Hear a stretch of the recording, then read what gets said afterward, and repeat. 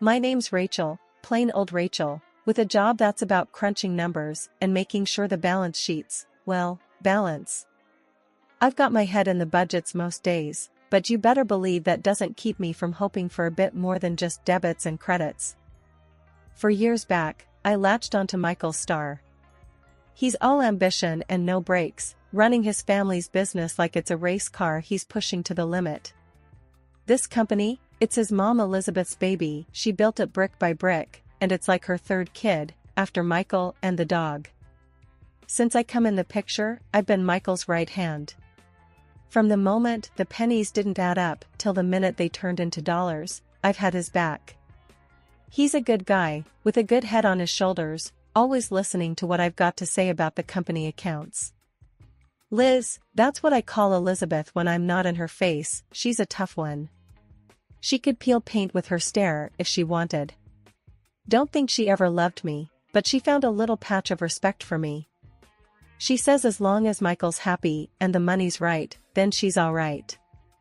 Now to the today bits. I pulled my chair closer to my desk and was digging into the books when Michael stormed in, all fire and fury like he'd just caught someone nicking his car. Crashing into my little world of numbers, he threw his jacket on the chair and declared war without so much as a hello. Rachel, we got a problem, a big one. His voice was like a thunderclap. What's up?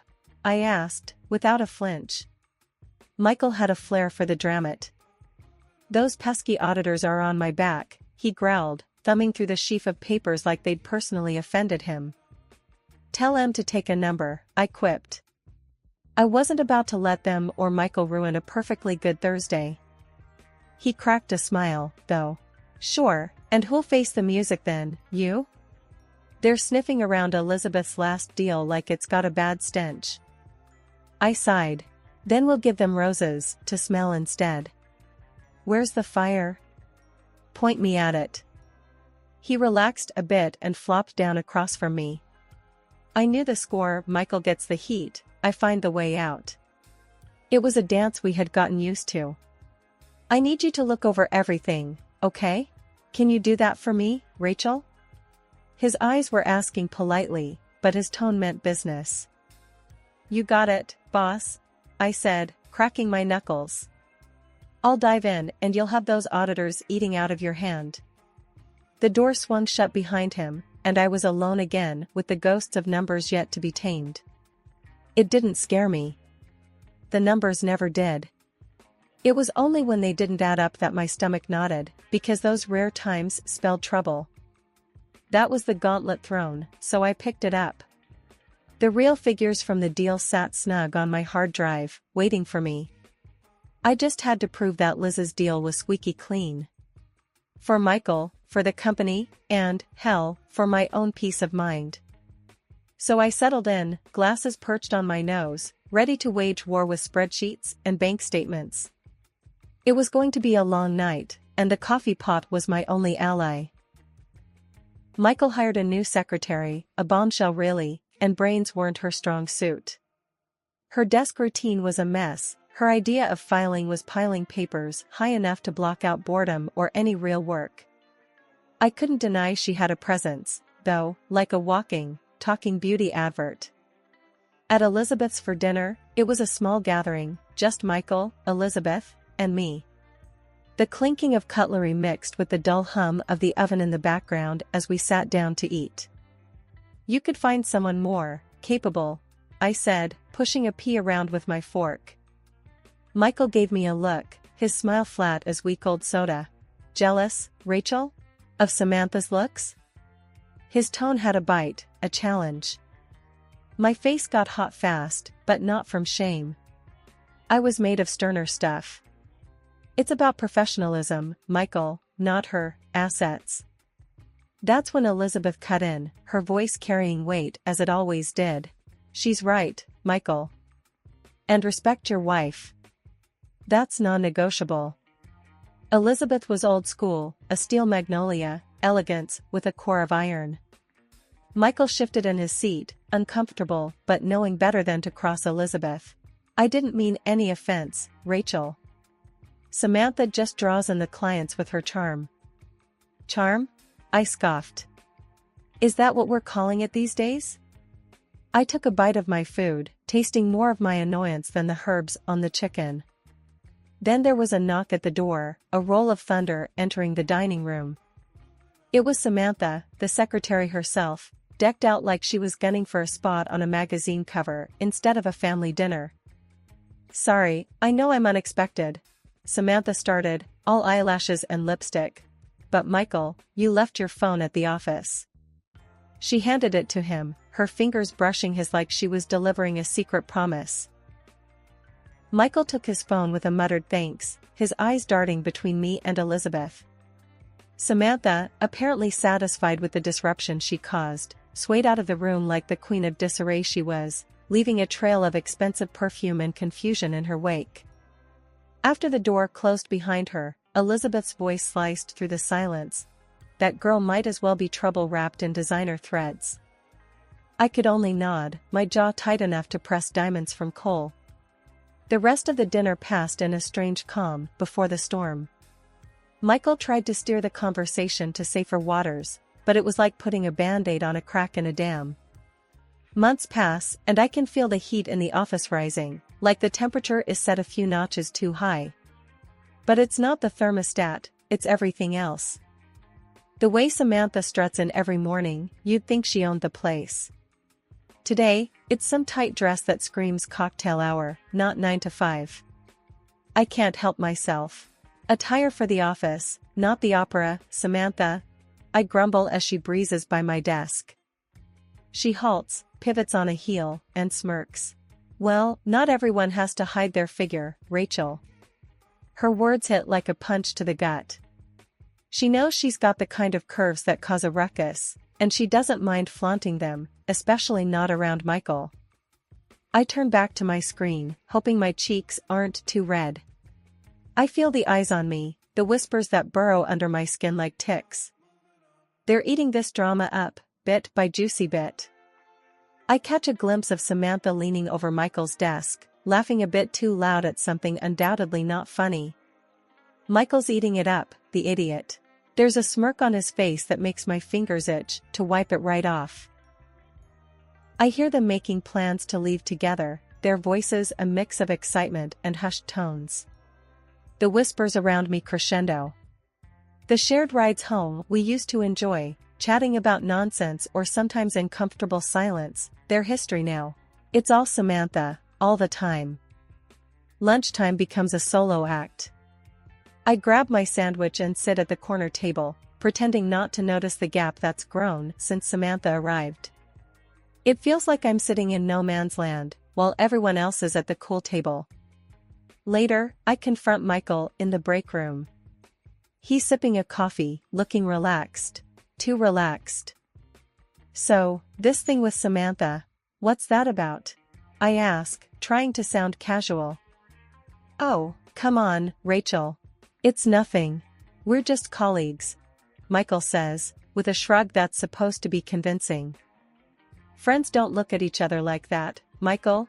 I insist, crossing my arms. You're not fooling anyone. There are whispers, Michael. He laughs, a harsh sound that scrapes against my patience. Oh, please. There's always office gossip. Grow a thicker skin. I leave the break room, leaving Michael with his so-called advice and his arrogance. The words bounce around my head, grow a thicker skin. Right. Because that solves everything. One day I went into Michael's office to get the documents. What I saw felt like a jab to the chest. There they were. Michael and Samantha hugging each other, his arm tied around her waist like she's some sort of prize he won. Michael stammers, looking like he's just seen a ghost. Meanwhile, Samantha wears this smug grin like she's got one over on me. Really, Michael? I said, my voice cut through the silence like a knife. This is what's been going on. Michael's face was dripping with sweat, his shirt collar soaked. It's not what it looks like, he says, his voice all shaky like he's trying to convince himself more than me. Samantha, still standing there with that irritating smile, says, calm down, it's just a hug. Just a hug? I snapped back. And I suppose you just happened to fall into his arms, right? Michael tried to butt in, his hands up as if trying to stop a bullet. Listen, we were just... I turned on my heel, not wanting to show them how much it hurt. I could hear him behind me, his footsteps on the expensive office carpet. Wait, let's talk about this. Please. I only stopped when I reached my office, turned the lock with a click that sounded like finality. I leaned against the door, the solid wood against my back feeling like the only steady thing in that moment. I didn't want the whole place listening in on the drama. I kept my voice even, almost cool. Michael, what do you want from me? To stand here and take this? Listen, he began, whispering through the crack where the door met the frame. It's a misunderstanding, that's all. I scoffed at that weak excuse. Misunderstanding? I said, louder now. I know what I saw.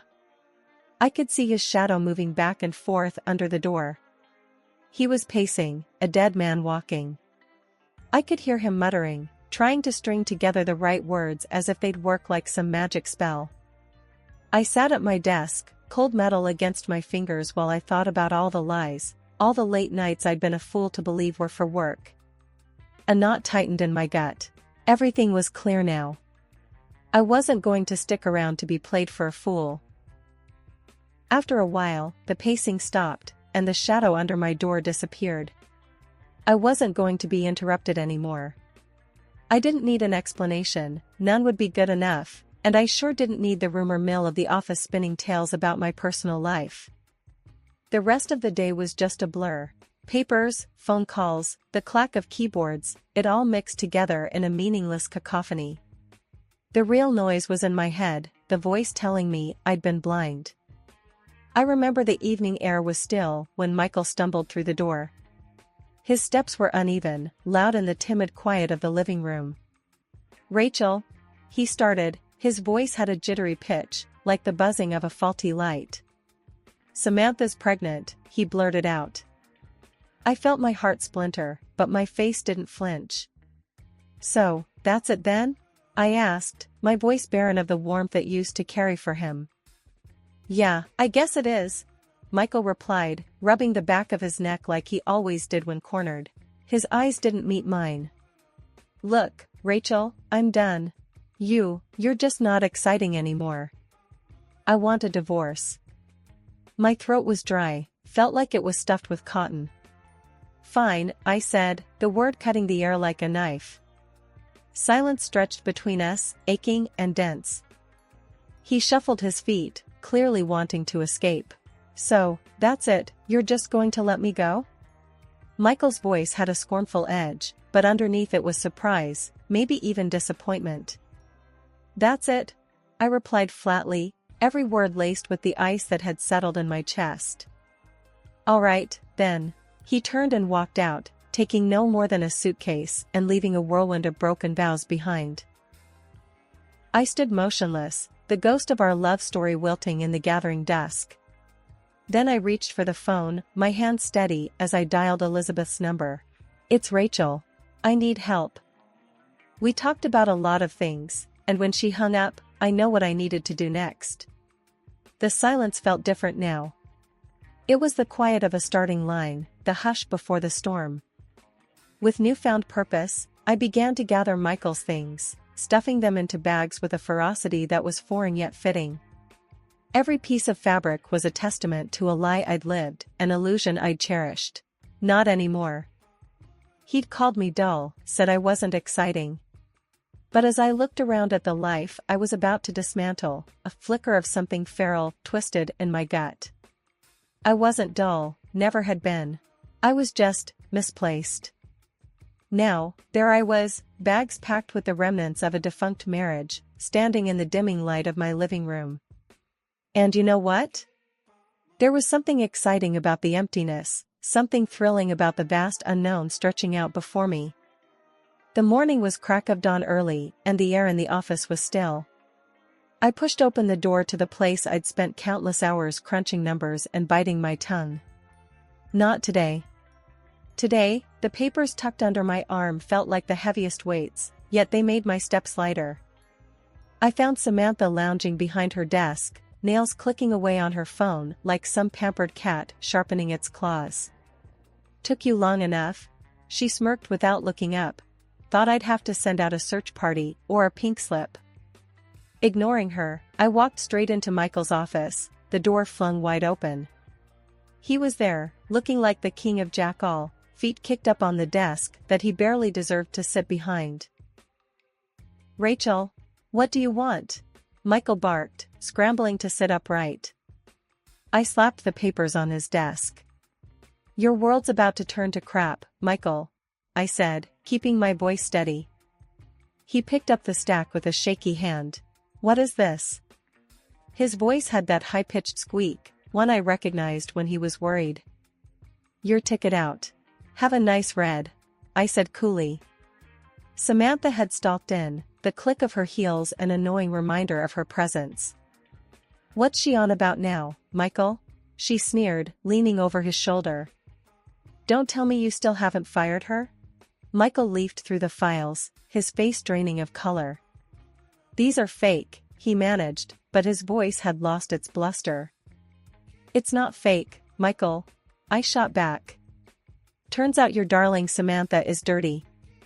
Check out the expense reports. She's been skimming cash, writing it off as your representation expenses. Who knew office supplies could be so lavish?" "This is slander." Samantha's voice was high enough to shatter glass. And that's when Elizabeth walked in, her steps silent but her presence filling the room like a storm cloud. "Enough," she intoned, and her single word clipped through our argument like a scythe. Michael turned to her, whining, "Mother, she's lying. Tell her, Samantha." Elizabeth didn't flinch. "You're dismissed, Michael." Her voice was final, the kind that slammed doors shut and ended discussions. Michael sunk into his chair, his face ashen. "Mom, please. I'm your son. You can't." "I can and I have." Elizabeth stood, unwavering. It was like the whole room held its breath, even Samantha. And then she laughed. It was a sound that could curdle milk. "Guess the show's over, Michael," she taunted, tossing the papers on his desk like they were trash. "Time to let you in on a secret, lover boy. I'm not pregnant." "And me, love you? Police." Michael looked like he'd been slapped with a wet fish. "You said? You promised." "Yeah, well, that was before your mommy here fired you," Samantha sneered. "Face it, you were just a stepping stone, Michael. And now, you're more like a pebble." "That's enough, Samantha," I cut in, sick of her voice. Her eyes fixed on me, and the sarcasm thickened. "Oh, look at Rachel, the savior. You think you're special?" Her laugh was cruel. "You're as pathetic as he is. Only Rachel could love a loser like Michael." The room was thick with betrayal, shock, and a hint of victory, mine. Funny how the tables turned. Only today, the last laugh was on me. Samantha tried to leave, only to was stopped by Elizabeth. "Return the money," she demanded in a tone that froze my blood in my veins.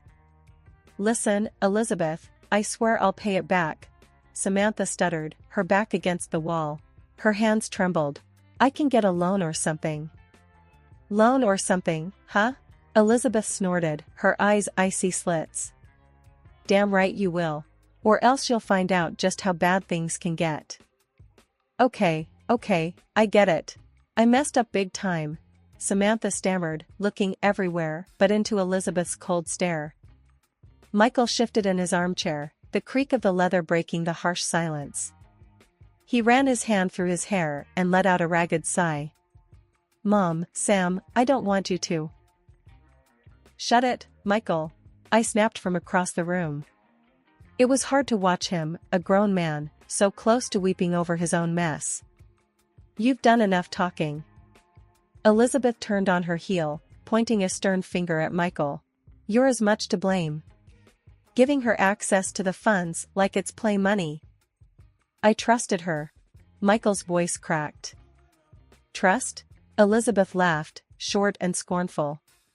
Trust is earned, not handed out like candy, you fool. I didn't want to steal, but I just got in too deep. Samantha choked out, her eyes darting nervously. I stayed quiet, leaning against the door frame with crossed arms. Elizabeth didn't need backup to handle this, she was storm enough all on her own. Samantha slumped, defeated. I'll figure it out. I just need time. Time is the one thing you don't have, girlie, Elizabeth snapped. I want that money back, and I want it yesterday. I'll get it. Somehow. Samantha's voice waned to a feeble whisper. Elizabeth's look softened just a hair. You better. Because if you think this is bad, jail will eat you alive. As Samantha scurried out, a harried mess of guilt and fear, Michael sank back into his chair, face buried in his hands. Elizabeth turned her back on him, she had no comfort to give. The room fell silent after the storm, heavy with the weight of consequences. Michael's mumbling apologies hung limp in the air, as ignored as distant thunder. We all knew the size of the hole we were in. It was time to start digging ourselves out. The paperwork was a nightmare, a jungle of legalese and signatures that felt like they'd never end. Somewhere between signing away my marriage and dissolving my professional ties, Elizabeth dropped the bombshell. Stay, Rachel. Help run this company. She said it so matter-of-factly you'd think she was asking me to pass the salt. I looked at her, incredulous. Are you serious? I replied, my tone edged with raw surprise. You know what went down here. You saw the wreckage. She leaned back in her chair, eyes unreadable as always. I know, she admitted, but we could turn it around. You got guts and know-how. I can handle the board. Think about it. I wanted to laugh. Wanted to because the idea was ludicrous, yet there I was, actually mulling it over. Turning the place around wasn't a one-woman job, and hell, I knew the ins and outs of this godforsaken place better than anyone. I locked eyes with Elizabeth, long enough to let the gravity of the situation sink in. You can't be serious, I finally said, but my voice lacked conviction. The truth was, something in me thrived on challenges, on proving people wrong. As a heart attack, she fired back, no hint of jest lurking in her gaze. Join me. What else you gonna do? Go back to Michael, who's groveling at your feet? I scoffed, shaking my head. No way in hell I'm going back to that. Visions of Michael's face, all puppy dog eyes and wilted pride, came to mind. He can wait till hell freezes over for all I care. Elizabeth smirked, that's my girl. It wasn't a term of endearment by any means. In this jungle, it was the call of one lioness to another, acknowledging the coming hunt. So I stayed. Together, we rolled up our sleeves and clawed through the mess. Day in and day out, we navigated through the crapstorm, her iron will and my relentless drive combining into a force to be reckoned with. And Michael? He became a ghost, drifting on the edges of my new life. Sometimes I'd catch a glimpse of him, lurking, a shadow of man who'd lost his gambit. Part of me might have felt a sliver of sympathy, but I had a company to resurrect. Elizabeth and I had one last showdown with the board. The old boys didn't know what hit 'em. We walked into that room, reports in hand, sharp as knives. I remember the head of the board, a slippery named Jenkins, trying to undermine us with some comment. You ladies sure you want to keep playing in the big leagues? He chuckled, a chorus of wheezing laughs echoing him. Elizabeth shot him a look that could curdle milk. Playing? Jenkins, we rewrote the damn rulebook. Now, sit down, shut up, and watch how it's done. We laid out our strategy, outlined our successes to date, and projected the future with such precision even Jenkins couldn't find a foothold for his snide remarks. Walking out of there, I couldn't help but feel a wildfire of triumph roaring through my veins. We'd conquered, and the climb was brutal, but damn, the view from the top was something else. As for redemption? That's a long road, best walked alone. Michael would have to find his own way because as the sun set on the old company and rose on the new, I'd found mine, right alongside an ally no one, including myself, would have ever expected.